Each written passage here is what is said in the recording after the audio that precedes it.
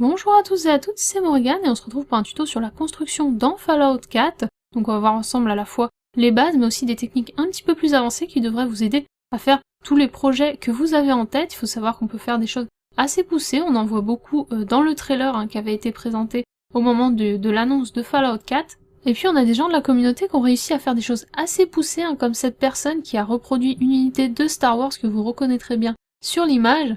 Mais nous, de notre côté, on va quand même prendre quelque chose de plus simple pour commencer, et donc on va commencer par la construction d'une base, d'une maison simple.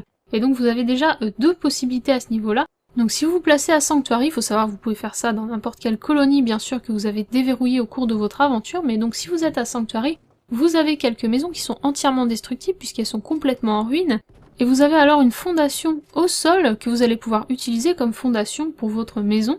Deuxième technique qui est justement plus avancée, vous allez pouvoir construire vous-même vos propres fondations, et ça aura un gros avantage, dans le sens où vous allez pouvoir construire votre maison ou votre structure où vous voulez sans avoir de problème de niveau de terrain. Si par exemple vous êtes dans une pente, bien sûr, vous voulez pas que votre maison soit en lévitation, c'est pas très RP, et bien grâce à l'utilisation des fondations, vous allez pouvoir contrer ça, à savoir également que les fondations, elles ont un grand avantage, c'est qu'elles rentrent dans le sol contrairement aux autres éléments, et du coup vous allez pouvoir placer votre structure exactement au niveau qui vous intéresse. Donc vous avez deux possibilités pour les fondations. Il y en a une qui requiert un petit peu plus de collecte de ressources, c'est les fondations en béton, mais du coup c'est plein, donc visuellement c'est plutôt pas mal. Et puis on a les fondations en bois, si vous manquez justement de ressources, sachant que le bois vous en récoltez facilement sur la zone constructible elle-même. N'hésitez pas à recycler toute la zone pour avoir les matériaux pour faire justement votre maison. Rien n'empêche par ailleurs d'utiliser une seule fondation. Si vous êtes un peu low au niveau des ressources, vous faites une seule fondation en béton.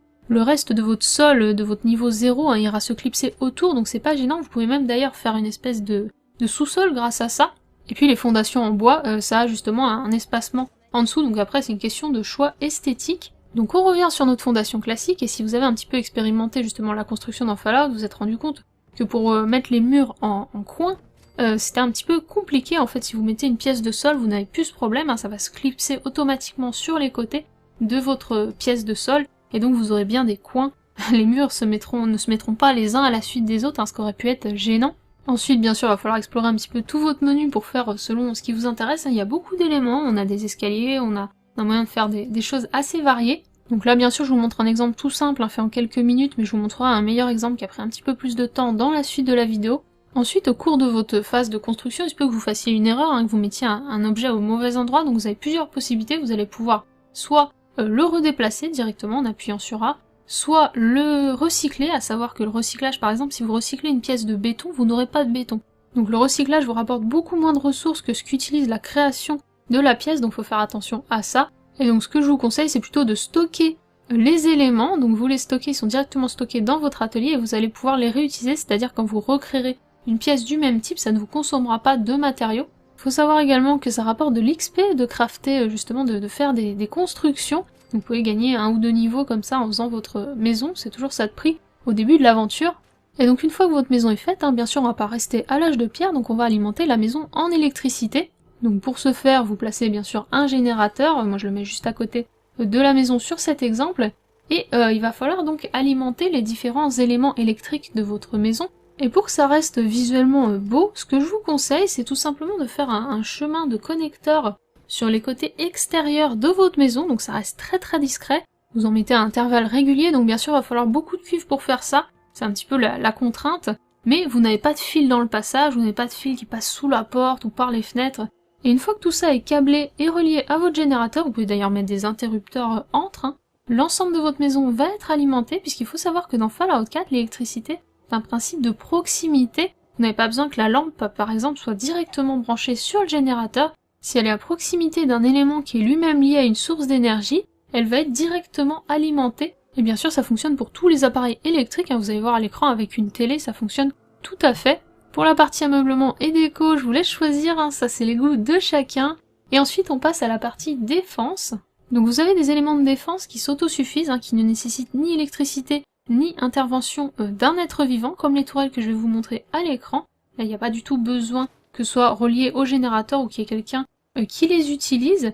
Et puis vous avez ensuite deux autres types de défense. Vous avez les pièges et les tourelles plus avancées qui vont nécessiter une source d'énergie, donc il va falloir les relier au réseau électrique, donc il faudra y penser dans votre disposition. Et puis les éléments comme le poste de garde que vous allez voir en exemple, qui eux nécessitent carrément qu'on assigne une personne à cet élément pour qu'il soit utilisé. Donc dans l'exemple, j'ai pris un de mes compagnons, et je lui ai assigné le poste de garde, et je vous ai fait la démo, hein, j'ai attiré un ennemi jusqu'à proximité justement de ma maison, et les tourelles ont commencé directement bien sûr à viser l'ennemi, mais on voit aussi que mon compagnon a sorti son arme pour justement défendre le lieu. Cette notion d'assigner, d'attribuer une tâche à un colon ou à un compagnon, il faudra bien y penser quand vous faites justement votre colonie, puisque par exemple si vous plantez des vivres, donc il faut savoir que c'est lié à ce que vous avez dans votre inventaire, si par exemple vous avez du blé, vous allez pouvoir planter du blé, et ensuite il va falloir assigner un colon pour qu'il récolte justement la nourriture et que vous contribuiez aux ressources de votre colonie. Et donc si on en revient à la construction, j'ai encore quelques astuces à vous donner, et donc pour les déplacements d'objets. Donc de base, vos objets, vous allez les déplacer dans toutes les directions, X, Y, Z, dans tous les axes, mais il faut savoir que justement vous avez la possibilité de bloquer une des dimensions de déplacement, et donc de déplacer votre élément uniquement par exemple sur la hauteur, ou au contraire sur le plan horizontal. Donc sur PC avec les commandes par défaut, ça va être la molette de la souris pour ce déplacement uniquement sur la hauteur, et ce sera la touche E du clavier plus la molette de la souris pour déplacer sur le plan horizontal. Et sur les consoles, ça va se jouer avec les gâchettes, donc sur PS4, ce sera la touche X plus L1 ou R1, sur Xbox, ce sera la touche A plus LB ou RB. Donc bloquer la touche plus la gâchette gauche, L1 ou LB, ça vous permettra de déplacer en hauteur, et bloquer la touche plus la gâchette droite, donc R1 ou RB, ça vous permettra de déplacer votre élément sur le plan horizontal. Donc ça va vous permettre d'avoir un petit peu plus de précision dans ce que vous faites et de gérer également les collisions avec les autres éléments. Et en parlant de collision, on vient donc à une nouvelle astuce. Et pour cette astuce, on va prendre un exemple simple, on va prendre l'arbre qui est à Sanctuary. Et donc si on souhaite construire sa maison autour de l'arbre, c'est-à-dire avoir l'arbre qui passe par le sol de la maison. De base, c'est impossible, vos éléments de sol entrent en collision avec les branches de l'arbre, ça ne fonctionne pas. Mais il existe une astuce qui va justement vous permettre de le faire en utilisant la fondation. Donc vous savez que la fondation a un fonctionnement un petit peu différent d'un élément classique. Et donc vous allez mettre un élément de fondation, construire l'ensemble de votre maison, de votre base, sur cet élément de fondation. Il faut vraiment que tout soit prêt. Et une fois que votre structure est prête, vous allez maintenir la touche pour déplacer la fondation, donc sur la fondation. Et vous allez de cette façon pouvoir emmener l'ensemble de votre structure au niveau de l'arbre. Il n'y aura aucun souci de collision. Et une fois que c'est fait, vous n'avez plus qu'à retirer la fondation. Vous pouvez la laisser aussi, mais ça fait mieux de la retirer puisque du coup, on a vraiment une cabane dans les arbres, donc faut pas oublier de mettre une échelle à l'entrée, sinon ça va être compliqué. Mais vous allez pouvoir comme ça avoir votre maison dans l'arbre, et bien sûr ça c'est applicable sur d'autres éléments. Là l'arbre est l'élément le plus simple pour faire la démonstration de ça. Et bien sûr vous pouvez aussi utiliser ce même principe pour faire des structures très élevées. Si par exemple vous avez beaucoup d'étages, que vous faites des choses très en hauteur, vous allez pouvoir construire au sol votre élément de structure et puis ensuite l'amener au bon endroit, puisque les fondations, vous pouvez les empiler également, donc ça pose pas de problème. On n'a pas parlé jusque-là d'aptitude pour la construction, donc tout ce que je vous ai montré ne nécessite aucune aptitude particulière. Par contre, si vous souhaitez construire des commerces, il va vous falloir l'aptitude chef local rang 2. Donc c'est tout un élément de votre menu de construction, donc normalement vous allez arriver dessus forcément à un moment ou à un autre. Et donc si vous souhaitez établir des commerces, il vous faudra cette aptitude chef local rang 2, qui se débloque avec un charisme de niveau 6.